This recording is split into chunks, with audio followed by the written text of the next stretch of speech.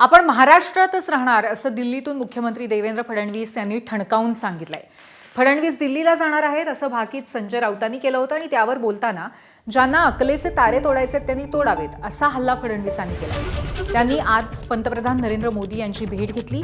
राज्यातल्या विविध विकास प्रकल्प आणि योजनांबद्दल व्यापक चर्चा झाली अशी माहिती देवेंद्र फडणवीस यांनी दिली। तसंच पुणे मेट्रो टप्पा 3च्या उद्घाटनासाठी पंतप्रधानांना निमंत्रण दिल्याचंही फडणवीसांनी सांगितलं। राष्ट्रप्रथम हे जे भारतीय जनता पक्षाचं धोरण आहे राष्ट्रप्रथम, तर त्या मोदी साहेबांनी राज्याच्या मुख्यमंत्र्यांना सांगितलं आहे की देवेंद्रजी राष्ट्रप्रथम, राष्ट्रातलं महत्त्वाचं खातं आम्ही तुम्हाला देणार आहोत, शिक्षण खातं।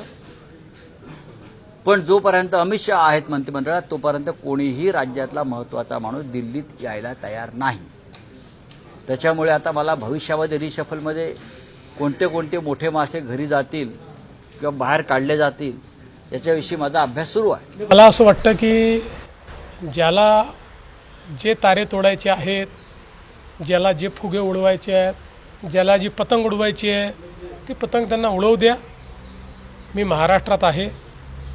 महाराष्ट्राच्या जनतेने आणि माझे नेते नरेंद्र मोदीजी यांनी महाराष्ट्राची जबाबदारी माझ्याकडे दिलेली आहे। मी प्रामाणिकपणे महाराष्ट्राच्या जनतेची सेवा करतो आणि ती करत राहणार आहे। अनेक लोकांना असं वाटतं की मी दिल्लीत गेलं पाहिजे, पण त्या सगळ्यांना मी सांगतो की मी मुंबईतच आहे।